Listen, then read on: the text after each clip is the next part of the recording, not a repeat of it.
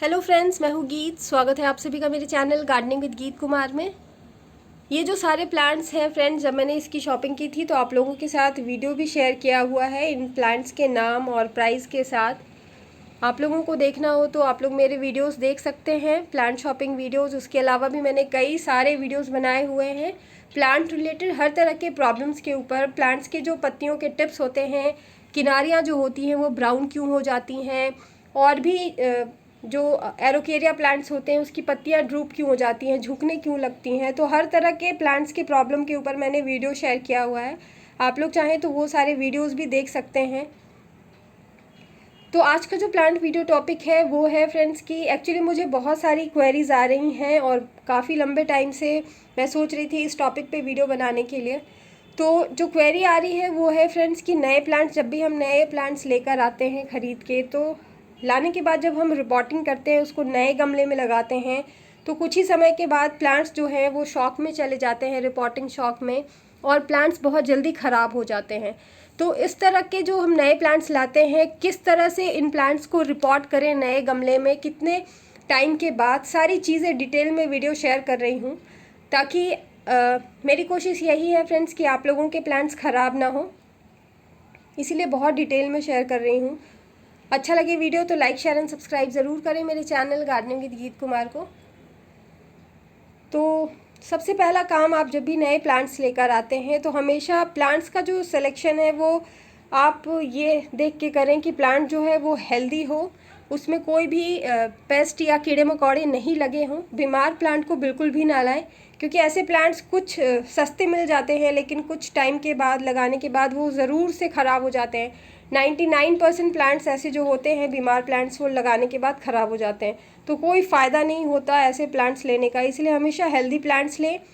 और नर्सरी वाले से बिल्कुल डिटेल में प्लांट्स के बारे में सारी चीज़ें पता कर लें कि इंडोर प्लांट्स हैं या आउटडोर प्लांट्स हैं और कौन सा प्लांट है, क्योंकि नाम जानना भी प्लांट्स का बहुत ज़रूरी है। अगर आपको प्लांट्स की जानकारी नहीं होगी तो आप उस प्लांट की उतनी अच्छी से देखभाल नहीं कर पाएंगे उतने अच्छे से, तो इसलिए बहुत इम्पॉर्टेंट होता है। फिर जब आप नए प्लांट्स लेकर आते हैं तो लाते के साथ उन प्लांट्स को घर में किसी शेडेड एरिया में रखें, जहाँ पे धूप नहीं होती हो लेकिन एयरेशन जो है बहुत अच्छा हो, हवा आती हो। ऐसी जगह में प्लांट्स को कम से कम 6 से 7 दिनों के लिए रख दें। उसके बाद जब आप 6 से 7 दिनों के बाद रिपोर्टिंग के लिए प्लांट्स को आप निकालें, तो सबसे पहला ये काम करें फ्रेंड्स कि आप जो भी प्लांट लेते हैं लगाने के लिए, उसको रूट बॉल देखिए कि उसका रूट बॉल कितना बड़ा है। अगर बहुत बड़ा है तो उससे भी ज़्यादा बड़े पॉट में उस प्लांट को लगाएं, क्योंकि आप नए प्लांट को जब नए पॉट में लगाएंगे तो वो ऐसी कोशिश करें कि मिट्टी के पॉट में लगाएं। एक लंबे टाइम के बाद फिर आपको चेंज करना पड़े, ये नहीं हो कि फिर आप लगाएं और फिर कुछ महीनों में आपको फिर से नया प्लांट दूसरे पॉट में लगाना पड़े। आपका जो प्लांट है उसको बार बार रिपोर्टिंग करने से प्लांट शॉक में चले जाते हैं, ख़राब हो जाते हैं। इसीलिए कोशिश करें कि एक ही बार जो प्लांट आप लगा रहे हैं बड़े पॉट में लगाएं, ताकि आपका प्लांट ख़राब ना हो। दूसरी बात कि आप हमेशा वेल ड्रेन पॉट लें। प्लांट्स आप जो भी लगाते हैं फ्रेंड्स, वो हमेशा वेल ड्रेन हो, जिसमें ड्रेनेज सिस्टम जो हो गमले का वो बहुत ही अच्छा होना चाहिए। दूसरी इम्पॉर्टेंट बात कि आप प्लांट को जब भी लगाते हैं तो रूट बॉल की मिट्टी को कभी भी निकालें नहीं। आप गमले से जिस तरह से निकालते हैं पूरी मिट्टी के साथ, उसी तरह कोशिश करें कि प्लांट को जो आप नए गमले में शिफ्ट कर रहे हैं उसका पूरा रूट बॉल के साथ ही, उसको जड़ के साथ ही, मिट्टी के साथ ही उसको नए गमले में शिफ्ट करें। इसके बाद इम्पॉर्टेंट बात है कि इसकी गमले की मिट्टी, अगर इंडोर प्लांट्स अगर आप लगा रहे हैं फ्रेंड्स, तो इंडोर प्लांट्स की मिट्टी बहुत ही हल्की बनाएं। तो मिट्टी हल्की बनाने के लिए आप एक हिस्सा रेत ले सकते हैं, चाहे तो उसमें आप एक हिस्सा मिट्टी भी मिला सकते हैं, एक हिस्सा कोकोपीट का ले सकते हैं। ये आपके ऊपर डिपेंड करता है फ्रेंड्स। अगर रेत आपके पास है, बालू बजरी सैंड भी जिसको बोलते हैं, अगर रेत है तो आप कोकोपीट को स्किप कर सकते हैं।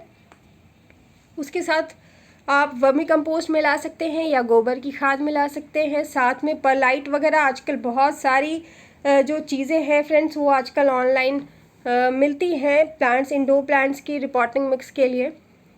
तो आप लोग उन चीज़ों को भी यूज़ कर सकते हैं, जैसे परलाइट, राइस हस्क, इस तरह की जो चीज़ें हैं वो भी उसमें मिला सकते हैं। और फंजीसाइड पाउडर हो तो वो ज़रूर मिला दिया करें इंडोर प्लांट्स को लगाने के लिए। और आप इंडोर प्लांट्स को इस तरह से बड़े सेरेमिक पॉट्स में भी लगा सकते हैं। और ध्यान रखें कि मिट्टी बहुत ही हल्की बनाएं फ्रेंड्स, मैं बार बार कह रही हूँ, क्योंकि इंडोर प्लांट्स कम्प्लीटली इंडोर रहते हैं। उनका जो मॉइस्चर लेवल होता है, आप पानी डालें तो काफ़ी लंबे टाइम तक उसमें मॉइस्चर बना होता है। गीलापन होने की वजह से फंगस बहुत जल्दी उसमें डेवलप होते हैं, और वो अगर काफ़ी लंबे टाइम तक प्लांट की मिट्टी गीली रहती है तो फंगस पूरे प्लांट को जड़ से ही ख़राब कर देता है। तो ये बात ध्यान रखें।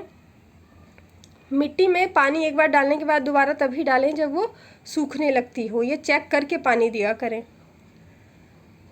मिट्टी के साथ फ्रेंड्स फंजीसाइड पाउडर जैसे मैंने बताया रिपोर्टिंग मिक्स में डालें, जिससे प्लांट आपका फंगस से प्रोटेक्टेड रहेगा। तो पॉटिंग मिक्स बनाने के बाद आप प्लांट्स को जब लगाते हैं फ्रेंड्स, तो सारे रिपोर्टिंग किए हुए प्लांट्स को शेडेड एरिया में ही कम से कम 5-6 दिनों के लिए फिर से रखें। लगाते के साथ धूप में ना रखें, क्योंकि धूप में रखने के बाद प्लांट शॉक में चला जाता है।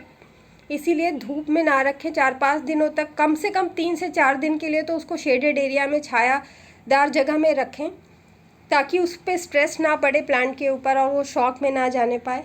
उसके बाद आप जिस तरह का प्लांट है, इंडोर है तो इंडोर रखें ब्राइट लाइट में, जहाँ पे इनडायरेक्ट ब्राइट लाइट आती हो, एयरेशन अच्छा हो, हवा अच्छी आती हो, उस जगह में रखें इंडोर प्लांट्स को।